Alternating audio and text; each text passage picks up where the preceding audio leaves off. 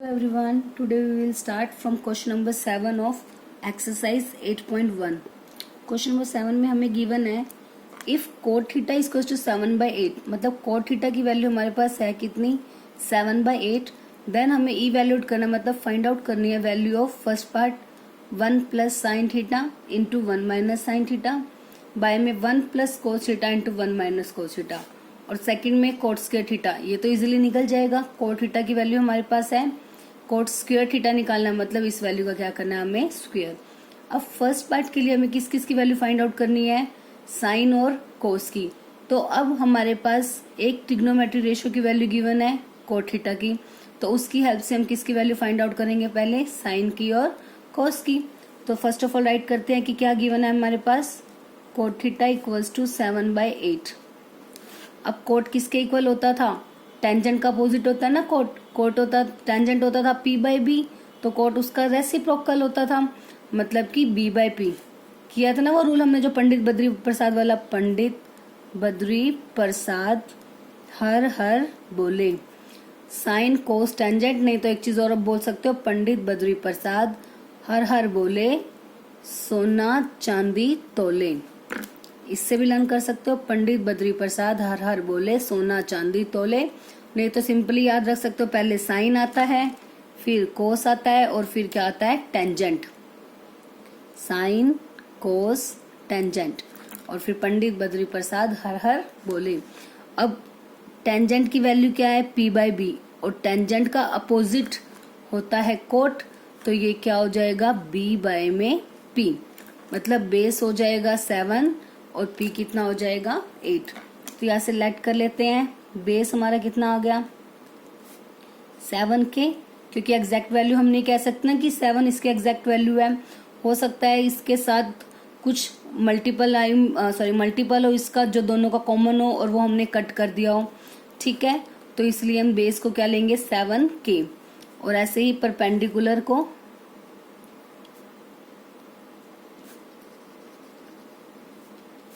8 ठीक है. तो जब भी स्टेप किया जाए, हमने लास्ट वीडियो में भी मैंने आपको इसका रीजन बताया था कि क्यों हम साथ में के लेते हैं. चलो एक बार और फिर से मैं बता देती हूँ आपको.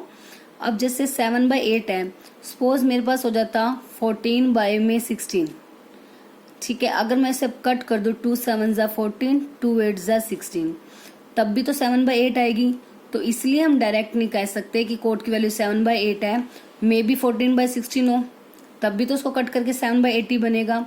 तो 14/16 कैसे आया था, 7 को भी 2 से मल्टीप्लाई किया हमने और नीचे वाले 8 को भी किससे 2 से मल्टीप्लाई किया. ऐसे ही हो सकता है 21/24 आ जाए, मतलब 7 × 3 8 × 3. ठीक है, तो इसीलिए हमने के लिया के कोई भी पॉजिटिव इंटीजर होगा, मतलब के की वैल्यू कुछ भी आ सकती है 1 2 3 एनी नंबर. ठीक है, सो वेयर ये हमें मेंशन करना जरूरी है, वेयर के is any positive integer.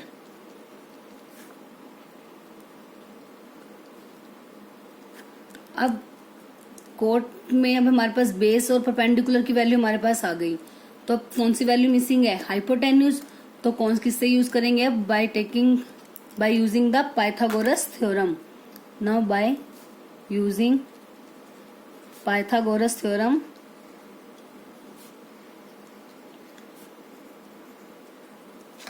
Hypotenuse का स्क्वायर किसके इक्वल होता है, p² + b². अब हाइपोटेन्यूज वैल्यू में फाइंड आउट करनी है. p की वैल्यू कितनी है 8k का स्क्वायर, b की वैल्यू है 7 तो 7k का स्क्वायर. ठीक है, अब 8 का स्क्वायर कितना होता है 64, k² एज इट इज, 7 का square 49, k² as it is. अब इनको ऐड कर देंगे, 9 और 4 13, कैरी 1, 6 और 4 10 और 1 11, 113k का स्क्वायर. ये किसकी वैल्यू है h² की, h² इक्वल्स टू, अब 113 तो किसी का परफेक्ट स्क्वायर नहीं है, तो हम इसको अंडर का स्क्वायर कर सकते हैं ना. तो 113 रूट इसका अंडर 113 हो जाएगा और k का होल स्क्वायर. अब इसको ओपन करेंगे, देखो इसका भी स्क्वायर होगा और इसका भी स्क्वायर, तो स्क्वायर से रूट कैंसिल होके 113 और k². आप ऐसे लिख सकते हो, नहीं तो डायरेक्ट ऐसे बोल सकते हो कि now taking square root on both side, उसके बाद डायरेक्ट आप स्टेप कर सकते हो. ठीक है, नहीं तो अब हम ले लेंगे by taking square root on both sides, तो h की वैल्यू क्या हो जाएगी, स्क्वेयरिंग कैंसिल हो जाएगी दोनों साइड की, तो 113 रूट एज इट इज और k, क्योंकि स्क्वायर रूट लेते ही दोनों साइड जो होल स्क्वायर है वो कैंसिल आउट हो जाएगा। तो यहाँ से h की वैल्यू कितनी आ गई, अंडर रूट 113 k। अब हमें वैल्यू किसकी फाइंड आउट करनी है, 1 plus sine theta into 1 minus sine theta by में 1 plus cos theta into 1 minus cos theta. तो पहले सबसे पहले हमें किसकी वैल्यू निकालनी है, साइन और कोस की। तो साइन थीटा किसके इक्वल होता है, p बाय में h, परपेंडिकुलर बाय में हाइपोटेन्यूज, और परपेंडिकुलर हमारे पास कितना गिवन है 8k, और हाइपोटेन्यूज हमारे पास आ गई है, तो ये राइट कर लेंगे 8k बाय में अंडर रूट 113k, k से k कैंसिल, 8 बाय में अंडर रूट 113, ये किसकी वैल्यू आ गई, साइन की। अब ऐसे ही कोस थीटा निकाल देंगे, कोस थीटा क्या होता है b बाय एच, ठीक है, और बेस हमारे पास कितना गिवन है 7k बाय में h सेम, आप यहाँ से भी लिख सकते हो, ये देखो p स्क्वायर b स्क्वायर था, p की वैल्यू 8k और बेस की वैल्यू 7k, 113 का रूट इंटू k से k कैंसिल, तो 7 बाय अंडर रूट 113, ये किसकी वैल्यू आ गई, कोस थीटा। तो साइन थीटा की वैल्यू आ गई 8 बाय अंडर रूट 113, कोस की वैल्यू आ गई 7 बाय अंडर रूट 113। अब हमें वैल्यू किसकी फाइंड आउट करनी है, फर्स्ट पार्ट था हमारे पास 1 plus sine theta into 1 minus sine theta by में 1 plus cos theta into 1 minus cos theta. Sine और कोस की वैल्यू हमारे पास आ गई है, साइन हमारे पास आया है 8 बाय अंडर रूट 113 और कोस की वैल्यू कितनी आई है 7 बाय में अंडर रूट 113। अब इसमें साइन और कोस की जो वैल्यू आई है वो हम पुट कर देंगे। देखो एक तो है कि हम दोनों की डायरेक्ट पहले वैल्यू पुट कर दें, इसमें भी साइन की पुट कर दें, इसमें भी साइन, ऐसे इसमें भी कोस और इसमें भी कोस। एक मेथड ये है, अदरवाइज हम इसमें पहले आइडेंटिटी भी यूज कर सकते हैं। यहाँ पे देखो क्या बना है हमारे पास, a plus B A minus B, कौन सी आइडेंटिटी होती है ये, A square minus B square, हमारे पास ये आइडेंटिटी होती है ना, जो a प्लस बी है इंटू ए माइनस बी किसके इक्वल होता है, A square minus B square. मतलब कोई भी दो वैल्यूज, एक बार उनका प्लस होगा और एक बार माइनस, तो वो किसके इक्वल होता है, A square minus B square. तो हम वो आइडेंटिटी भी यूज कर सकते हैं। यहाँ पे ए का मतलब है 1 और बी का मतलब क्या है, साइन थीटा, क्योंकि 1 plus sine theta 1 minus sine theta है ना, मतलब ए की जगह पे 1 है और बी की जगह पे क्या है, साइन। तो आंसर है A square minus B square, मतलब 1 का स्क्वेयर माइनस साइन थीटा का स्क्वेयर। अब ऐसे ही नीचे भी सेम आइडेंटिटी है, ए plus B A minus B, तो 1 स्क्वेयर माइनस कोस थीटा का होल स्क्वेयर। और यहाँ से हमें एक चीज ये याद रखनी है, जो साइन थीटा का होल स्क्वेयर होता है उसका मतलब होता है कि साइन स्क्वेयर थीटा, उसे हम ऐसे भी राइट कर सकते हैं साइन स्क्वेयर थीटा। इसे हम कभी भी ऐसा राइट नहीं करेंगे कि साइन स्क्वेयर थीटा का स्क्वेयर, क्योंकि साइन और थीटा कोई भी दो अलग अलग वैल्यूज नहीं है, ये एक ही सिंगल वैल्यू है, क्योंकि थीटा कोई भी एक एंगल होगा, जो साइन थीटा की वैल्यू आएगी वो एक सिंगल वैल्यू आएगी, तो ये एक सिंगल ही वैल्यू है, तो इसका होल स्क्वायर का मतलब होगा साइन स्क्वायर थीटा। ठीक है, क्योंकि साइन थीटा का ये मतलब नहीं है कि हम साइन की मल्टीप्लाई थीटा के साथ कर रहे हैं, ऐसा कुछ नहीं है, ये एक वैल्यू ही है साइन थीटा। तो इसीलिए जब साइन थीटा का होल स्क्वायर होगा तो वो किसके इक्वल होगा, साइन स्क्वायर थीटा। उसको हम दोनों के ऊपर अलग अलग से स्क्वेयरिंग नहीं करेंगे, जैसे हम इसमें करते हैं ना एक्स वाई का होल स्क्वायर, उसमें तो ये दो अलग अलग वैल्यूज होती हैं, दोनों की वैल्यू एक्स की डिफरेंट वैल्यू होती है, वाई की डिफरेंट वैल्यू होती है। तो उस केस में हम क्या करते थे, एक्स का भी स्क्वायर और वाई का स्क्वायर। तो ये कंडीशन अलग है और ये अलग है, साइन और थीटा कोई टू डिफरेंट वैल्यूज नहीं है, ये एक सिंगल वैल्यू है। ठीक है, तो अब हम 1 का स्क्वायर हो गया 1 माइनस साइन थीटा की वैल्यू कितनी आई है 8 बाय में अंडर रूट 113 इसका होल स्क्वायर। ऐसे नीचे 1 का स्क्वायर 1 माइनस कोस थीटा की वैल्यू कितनी आई है 7 बाय अंडर रूट 113 इसका होल स्क्वायर। 1 माइनस 8 का स्क्वायर कितना हो गया 64 और अंडर रूट 113 का स्क्वायर पी बाई क्या की फॉर्म है, तो ऊपर वाले का भी स्क्वायर होगा नीचे वाले का भी स्क्वायर। जैसे टू वैल्यूज थी हमने दोनों का यहाँ पे मल्टीप्लाई में अलग अलग स्क्वायर किया था, वैसे ही डिवाइड में 2 वैल्यूज हैं तो उन दोनों का भी अलग अलग से स्क्वायर हो जाएगा। ऐसे ही बाय में 1 माइनस 7 का स्क्वायर 49, बाय में √113 का स्क्वायर, स्क्वायर से रूट कैंसिल। तो अब ऊपर हमारे पास क्या वैल्यू बच गई, 1 माइनस 64 बाय में 113, नीचे होगी 1 माइनस 49 बाय में 113। अब न्यूमरेटर में और डिनोमिनेटर दोनों में हमें क्या लेना पड़ेगा, एलसीएम, क्योंकि जो 113 है सिर्फ इस वैल्यू के बाय में है, 1 के साथ वो बाय में नहीं है। तो अब इसका एलसीएम ले लेंगे 113, तो अब इसके बारे में कुछ नहीं है मतलब 1 लगा सकते हैं। तो क्या आ जाएगा इसका एलसीएम लेने के बाद 113, जिसके बारे में कुछ नहीं है, डायरेक्ट इसके साथ क्या हो जाती है, मल्टीप्लाई, माइनस ये सेम है तो एज टीज ऊपर क्या आ जाएगा 64।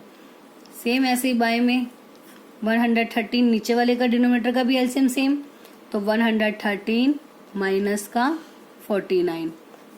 अब 113 ये देखो ये आपस में कैंसिल आउट हो जाएगा, चाहे आप यहाँ डायरेक्ट कैंसिल कर दो, नहीं अगर यहाँ पे डायरेक्ट कैंसिल नहीं करना तो अब आगे भी कर सकते हो। जैसे इसमें से माइनस किया कितना आ गया 49 बाय 113, नीचे कितना आ गया 64 बाय में 113।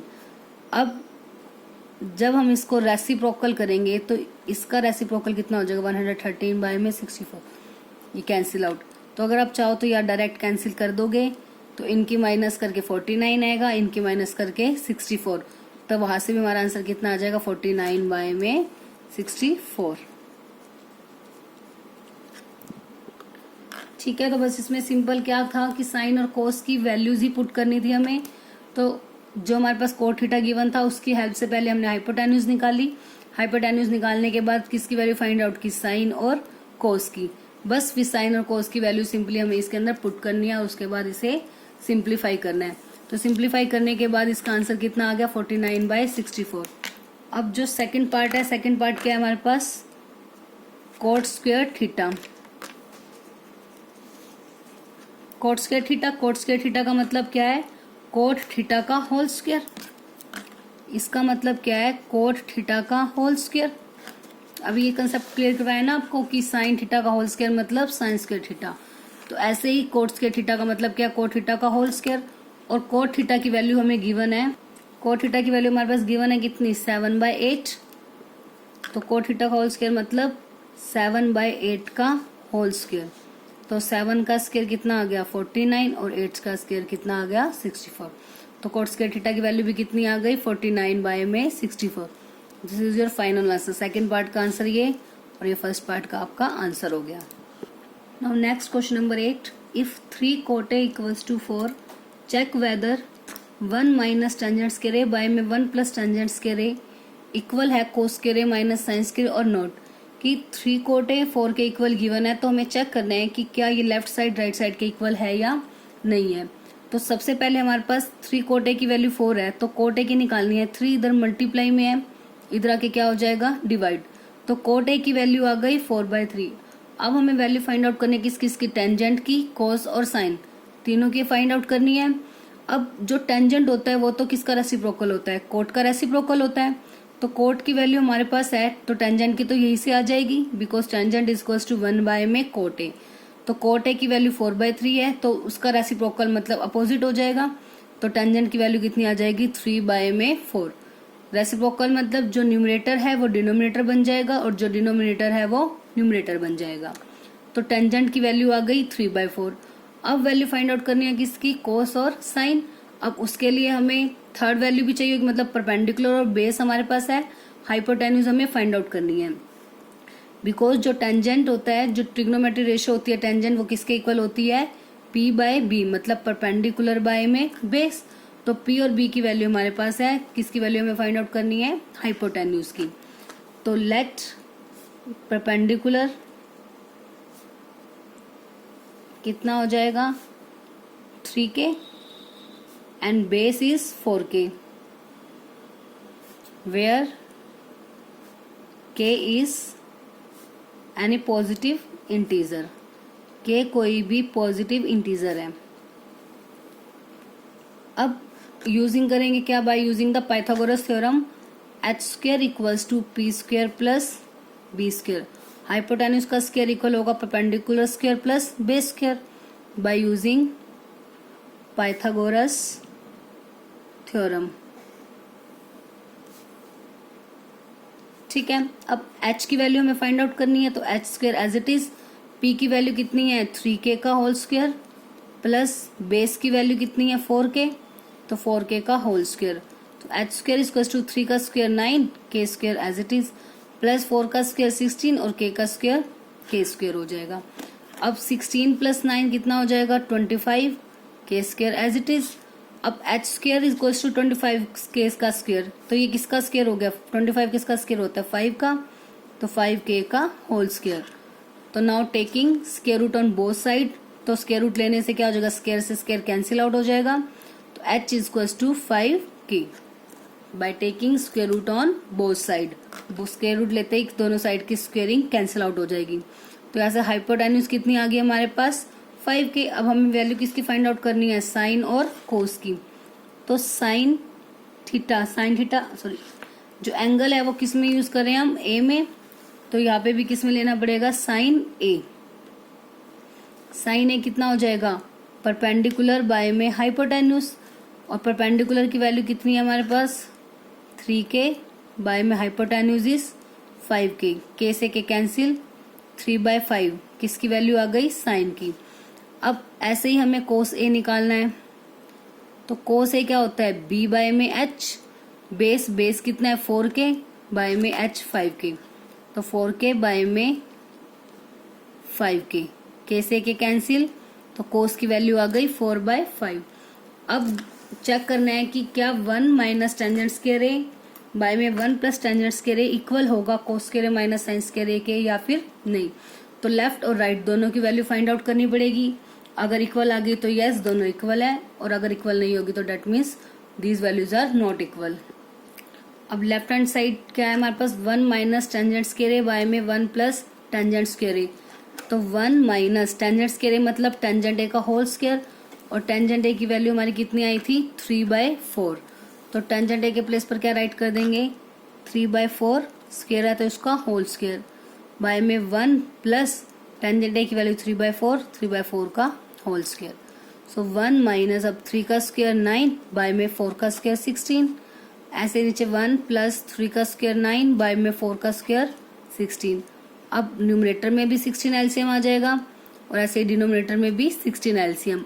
अब इसमें इसके बारे में कुछ नहीं है तो डायरेक्ट इसके साथ मल्टीप्लाई 16 माइनस 16 से 16 कैंसिल, तो क्या बच गया ऊपर 9, ऐसे नीचे 16 का 16 प्लस 16 से 16 कैंसिल आउट, क्या बच गया 9।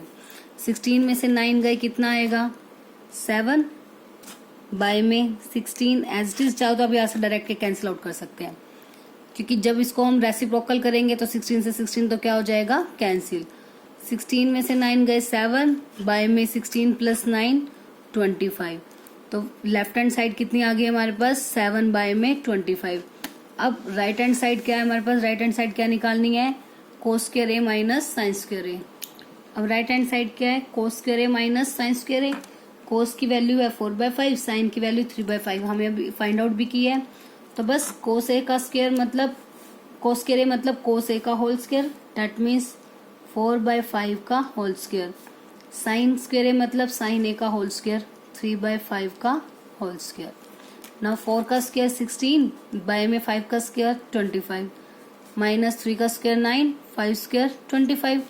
अब एलसीएम कितना आ गया इनका 25, एलसीएम डिनोमिनेटर सेम है दोनों में तो जो न्यूमरेटर है वो भी एज इट इज आ जाएगा।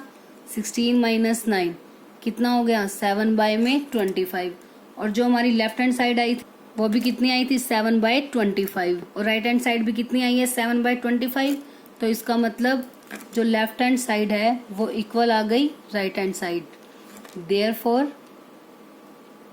जो 1 minus tangent square A by में 1 प्लस टेंजेंट स्क्वायर ए है वो इक्वल है किसके कोस स्क्वायर ए माइनस का sine square A, hence proved. Now next question number 9. In triangle ABC, right angle at B, if tangent A is equals to 1/√3, then the find the values of. अब एक triangle है ABC, उसमें right angle है किस point पर है, B point पर, और टेंजेंट ए की वैल्यू गिवन है, मतलब ए की कॉरेस्पॉन्डिंग वैल्यू जो हमें दी हुई है वो कितनी होगी, 1/√3। Find the value of, value find out करनी है। फर्स्ट पार्ट है साइन ए कोस सी प्लस कोस ए साइन सी, मतलब हमें जो एंगल निकालने हैं वो ए के अलोंग भी निकालने हैं और सी के अलोंग भी। बी पर तो राइट एंगल है, तो बाकी दोनों एक्यूट एंगल कौन से हमारे, ए और सी, दोनों के अलोंग हमें साइन की भी वैल्यू फाइंड आउट करनी है और कोस की भी। तो साइन कोस, कोस ए कोस साइन सी, इन सब की वैल्यू फाइंड आउट करेंगे और उसके बाद दोनों को क्या कर देंगे, प्लस। ऐसे ही सेकंड में कोस ए कोस सी माइनस साइन ए साइन सी, इसकी हमें वैल्यू फाइंड आउट करनी है। अब सबसे पहले हमारे पास क्या गिवन है, टेंजेंट ए इक्वल्स टू 1/√3। ठीक है, अब जो टेंजेंट होता है वो किसके इक्वल होता है, P by B, perpendicular by में बेस। अब इन्होंने फिक्स कर दिया जो ये टेंजेंट की वैल्यू है वो किसके अलोंग गिवन है, एंगल ए के। ठीक है, तो एंगल ए के अलोंग जो हमारी साइड्स हैं हम पहले वो देखेंगे कि कौन सा परपेंडिकुलर है और कौन सा बेस। तो सबसे पहले एक राइट एंगल ट्रायंगल है ABC, हमने एक राइट एंगल ट्रायंगल ड्रॉ कर दिया ABC। जो राइट एंगल है वो कौन से पॉइंट पर है, बी पॉइंट पर, मतलब बी पॉइंट पर 90 डिग्री का एंगल है। अब हमें जो एंगल दिया हुआ है ए की वैल्यू ए के अलोंग है, तो ये हमारा ए एंगल है। तो जब ये हमारा ए एंगल है तो उसके जो सामने वाला होता है वो क्या होता है, परपेंडिकुलर।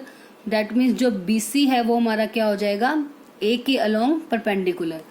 तो ए के अलोंग परपेंडिकुलर क्या हो गया, BC, और बेस जिस पर एंगल बनाया जाता है, एंगल कौन सी लाइन पे बना हुआ है, AB पर, तो AB।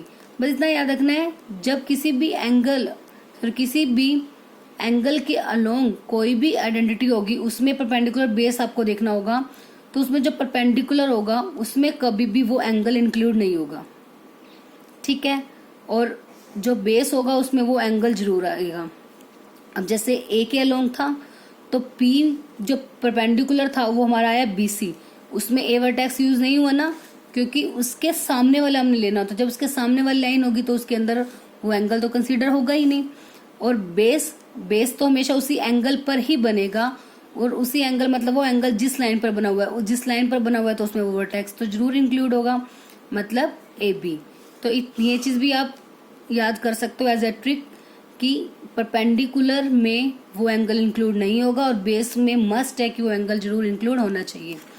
तो अब टेंजेंट ए की वैल्यू क्या थी, 1/√3, तो वो किसके इक्वल आ गया, BC by AB। That means जो BC की वैल्यू हो गई वो अब क्या हो गई, 1 के साथ में जरूर लिखेंगे क्योंकि कोई एग्जैक्ट वैल्यू नहीं है ये हमारे पास।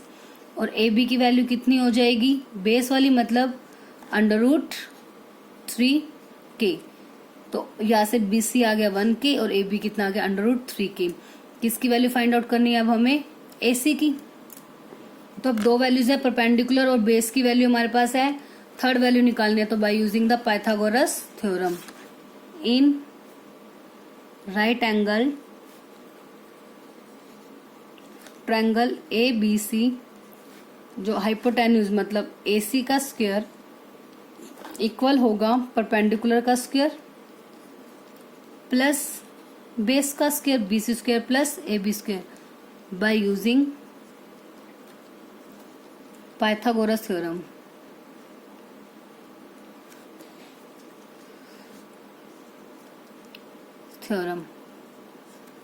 ठीक है, अब AC का स्क्वायर, AC की वैल्यू हमें फाइंड आउट करनी है। BC की वैल्यू कितनी है, 1K का स्क्वायर प्लस AB की वैल्यू √3K का whole square.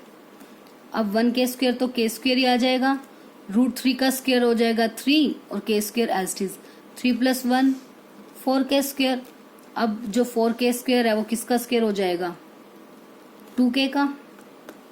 Now taking square root on both side, square root लेते ही दोनों साइड का जो स्क्वायर है वो कैंसिल आउट हो जाएगा। तो यहाँ से जो AC की वैल्यू है वो कितनी आ जाएगी, 2K। तो जो AC है वो हमारा कितना हो गया, मतलब हाइपोटेन्यूज की वैल्यू कितनी आ गई, 2K। अब हमारे पास ये फिगर है। अब हमें जो क्वेश्चन में चाहिए वैल्यूज वो साइन ए, कोस ए, साइन सी, कोस सभी वैल्यू चाहिए। तो सबसे पहले हम ये सभी वैल्यूज फाइंड आउट कर लेते हैं। साइन ए, साइन की जो वैल्यू होती है वो किसके इक्वल होता है, परपेंडिकुलर बाय में hypotenuse.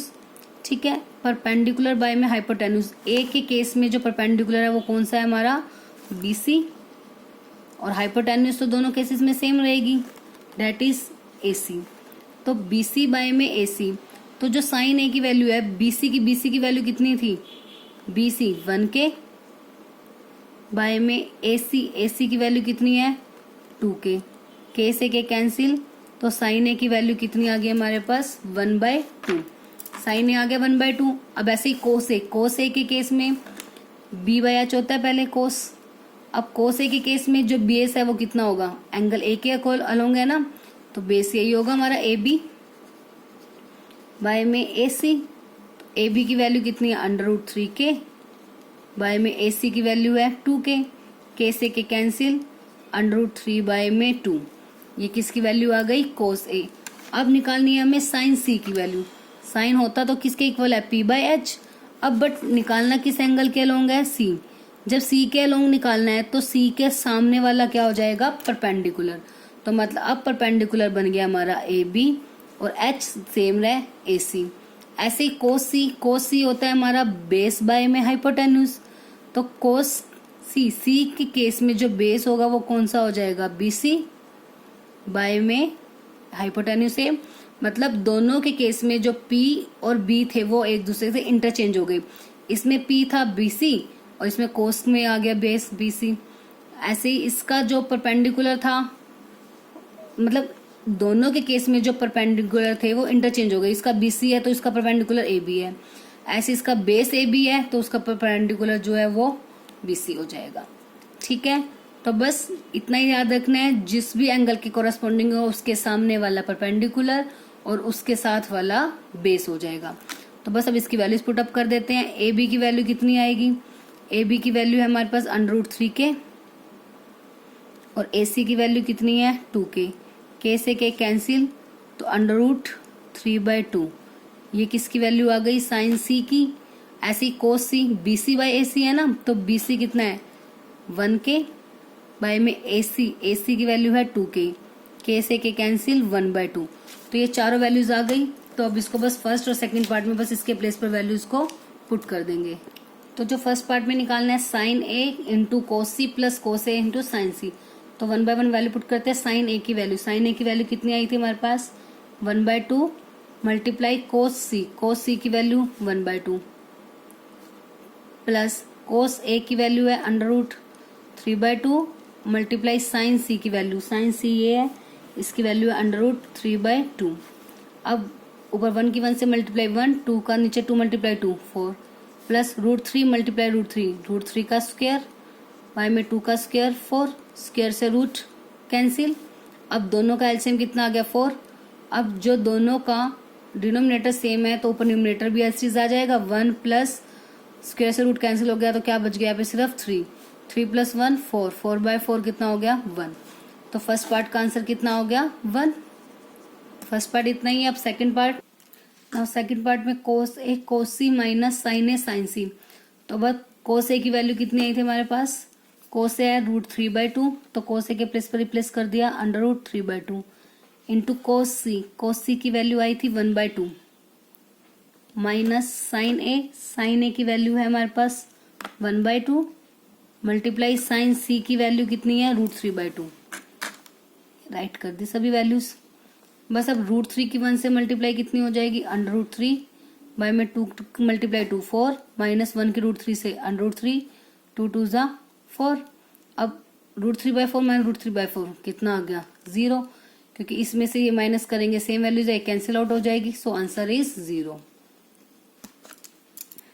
Now next question number 10 is in triangle PQR right angle at Q, एक राइट एंगल ट्रायंगल है हमारे पास PQR, जिसमें जो राइट एंगल है वो कौन से पॉइंट पर है Q। PR प्लस QR का जो सम है, मतलब दो साइड्स का सम दिया हुआ है, इसमें अलग अलग साइड की वैल्यू नहीं है, सम दिया हुआ है PR और QR का, वो कितना है 25 सेंटीमीटर, और PQ साइड दी हुई है 5 सेंटीमीटर। तो determines the value find out करनी है किसकी, साइन P cos P और टेंजेंट P, मतलब साइन कोस और tangent trigonometry ratios find out करनी है अलोंग द एंगल P। तो सबसे पहले एक राइट एंगल ट्रायंगल ड्रॉ करते हैं PQR, जिसमें जो राइट एंगल है वो कौन से पॉइंट पर है Q पॉइंट पर। Q पॉइंट पर 90 डिग्री का एंगल है। अब PQ की वैल्यू 5 सेंटीमीटर हमें गिवन है, तो PQ हो गई 5। अब जो हाइपोटेन्यूज और ये परपेंडिकुलर है, इन दोनों का जो सम है वो दिया हुआ है हमें कितना 25। अब हमने पी के लोग निकालना था, इसलिए मैंने पी को बेस पर ले लिया ताकि इजीली हम पी इसको लेट कर सकें और बेस इसको लेट कर सकें। आप चाहो तो पी पॉइंट को यहाँ पर भी राइट कर सकते हो। अगर पी हम यहाँ लेंगे तो उस केस में ये हमारा क्या बन जाएगा, परपेंडिकुलर, और ये क्या हो जाएगा, बेस। अब इन दोनों का सम दिया हुआ 25, तो दोनों में से एक को लेट कर लिया x, तो दूसरी कितनी बच गई 25 माइनस एक्स, क्योंकि अगर ये मान लो हमने पी आर एक्स मानी है तो क्या हुआ क्या होगी, ये प्लस एक्स इधर आके माइनस, मतलब क्या हुआ कि 25 माइनस एक्स। तो बस यही हमने राइट करना है। सबसे पहले in right angle triangle P क्या गिवन है 5, जो गिवन है पहले वो राइट कर लिया। अब ये दोनों वैल्यूज है, अगर हम अब हमें इनकी वैल्यूज निकालनी है तो हमें पाइथागोरस थ्योरम यूज करनी पड़ेगी, और पाइथागोरस थ्योरम के लिए हमें पी आर और क्या हुआ दोनों की वैल्यू सेपरेट सेपरेट चाहिए, इसलिए दोनों में से एक वैल्यू को लेट कर लेंगे x, तो दूसरी क्या आ जाएगी 25 माइनस एक्स, क्योंकि जो दोनों का टोटल है वो कितना है x। तो एक जितनी भी हो गई दूसरी उसको टोटल में से क्या करके आ जाएगी माइनस, तो पी आर और क्या हुआ की वैल्यू आ गई। अब by using the Pythagoras theorem जो हाइपोटेन्यूज का स्क्वायर है वो इक्वल हो गया P square plus B square. Hypotenuse मतलब पी आर का स्क्वायर इक्वल हो गया क्या हुआ स्क्वायर प्लस पी क्या का स्क्वायर। अब पी आर कितना है, एक्स लेट किया था हमने, क्या हुआ की वैल्यू 25 माइनस एक्स, इसका होल स्क्वायर हो जाएगा, पी क्या हुआ है 5 का स्क्वायर, पी क्या की वैल्यू है क्योंकि 5। अब X square as it is, अब यहाँ बन रही है आइडेंटिटी, इसको हम सिंपल नहीं ओपन कर सकते, 25 का स्क्वायर माइनस एक्स का स्क्वायर, ये a माइनस बी का होल स्क्वायर आइडेंटिटी बन रही है। आइडेंटिटी किसके इक्वल होती है, A square plus B square minus का 2ab। तो ये आप राइट कर सकते हो यूजिंग a माइनस बी का whole square equals to A square plus B square minus 2ab।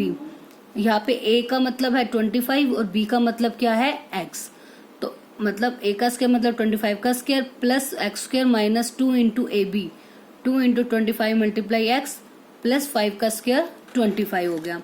अब यहाँ एक्स स्क्वायर, ये एक्स स्क्वायर से एक्स स्क्वायर कैंसिल आउट क्योंकि अपोजिट साइड पे है और प्लस में है, क्योंकि ये प्लस एक्स स्क्वायर इधर आके क्या हो जाता माइनस का हो जाता, तो x square minus x square क्या हो जाएगा 0, इसलिए एक्स स्क्वायर से एक्स स्क्वायर कैंसिल आउट, तो यहाँ बच गया 0 इक्वल्स टू 25 का स्क्वायर 625 माइनस 25 टू जा 50x प्लस 25।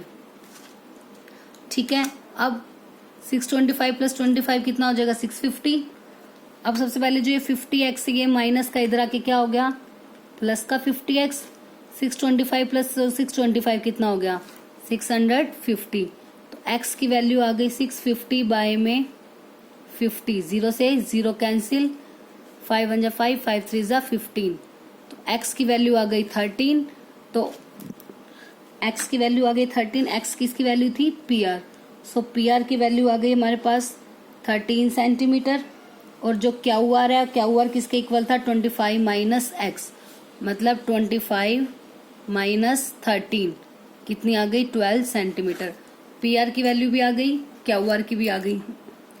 अब हमें वैल्यूज निकालनी है साइन पी की, कोस पी की और टेंजेंट पी की, ये तीनों वैल्यूज हमें फाइंड आउट करनी है।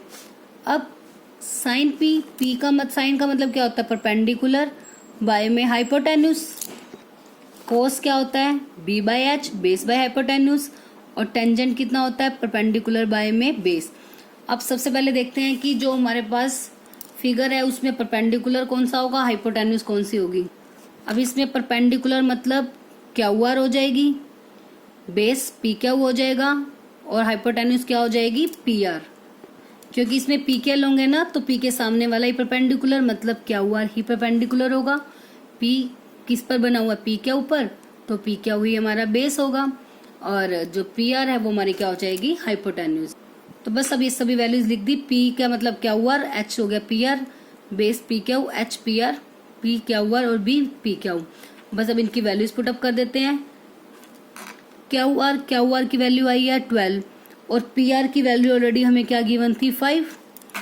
अब कोस पी में P Q by P R, P Q की वैल्यू हमारे पास कितनी थी, सॉरी पी आर की वैल्यू तो हमारे पास कितनी है 13, ये हाइपोटेन्यूज होती है और हाइपोटेन्यूज लॉन्गेस्ट साइड, तो ये तो सबसे बिग वैल्यू आएगी 13। और बेस पी क्यू हमें कितना गिवन था 5 गिवन था, बाय में पी आर इज 13, और क्यू आर बाय में पी क्यू, क्यू आर है 12 मतलब परपेंडिकुलर, बाय में बेस पी क्यू, और पी क्यू की वैल्यू कितनी थी 5। बस ये तीनों वैल्यूज आ गई, साइन पी, कॉस पी और tangent P. Now the last question of the exercise, state whether the following are true और false, justify your answers.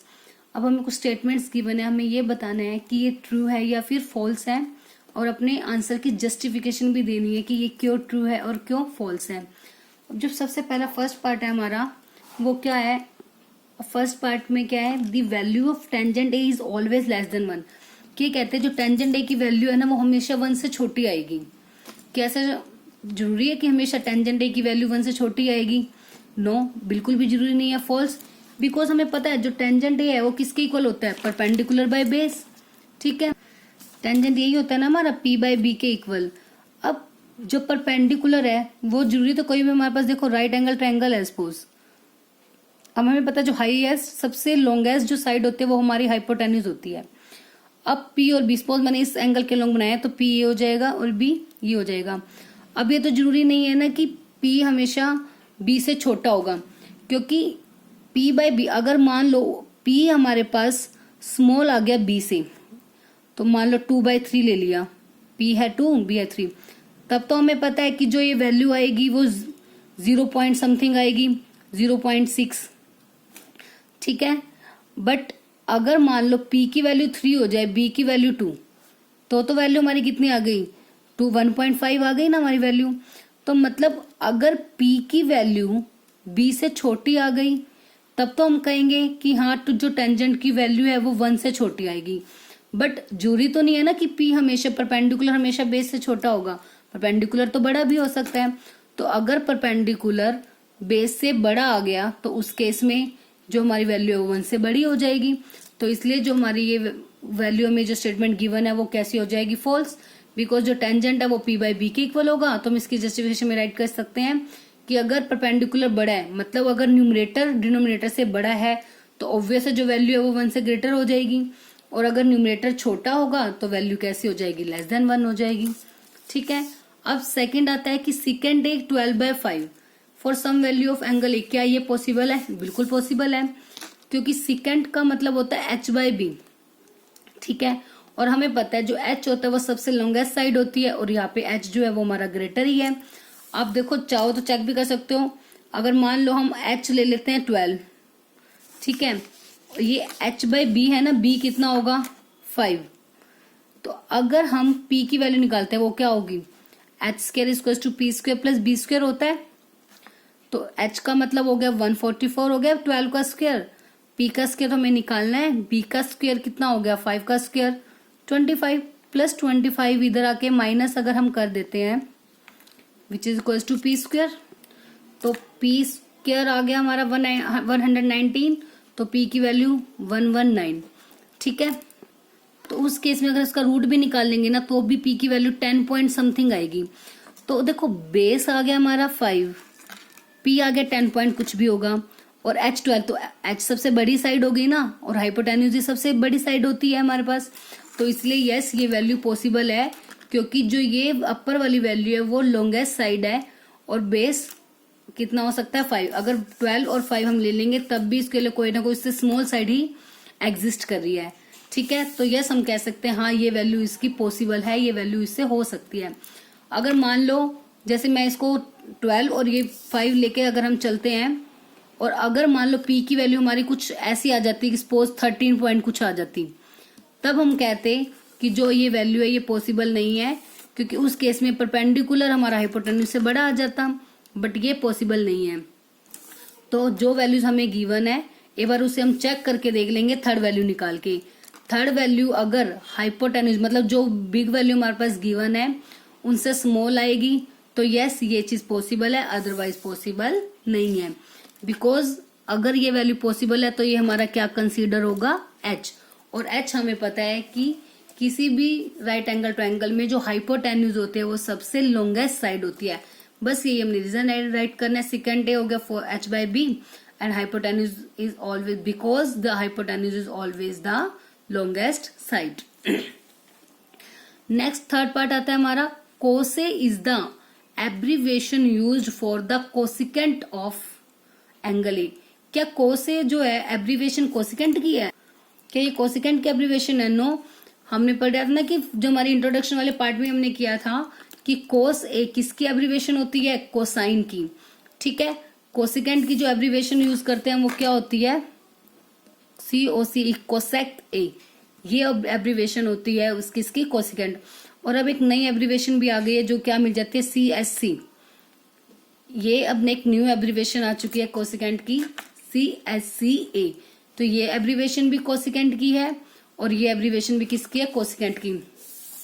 But कोस ए कभी भी कोसिकेंट ए की एब्रीवेशन नहीं होगी, क्योंकि कोस ए किसकी एब्रीवेशन है? कोसाइन ए की। तो बस यही रीजन राइट करना है कि फॉल्स है, because cos A is the abbreviation of the cosine A. And the fourth part is, क्या कोट ए प्रोडक्ट होता है कोट और ए का? जो कोट ए हम लिखते हैं, एंगल निकालते हैं, क्या वो कोट और ए का प्रोडक्ट होता है? बिल्कुल भी नहीं। क्योंकि जब हम कोई भी, अब तक हमने cot A, sine A, tangent A निकाले हैं, क्या वो दो वैल्यूज को हमने मल्टीप्लाई करके निकाले? नहीं ना, वो तो हमारी क्या आती है? एक सिंगल वैल्यू ही तो आती है कोट ए। ठीक है, तो false, because cot A means the value of trigonometry ratio.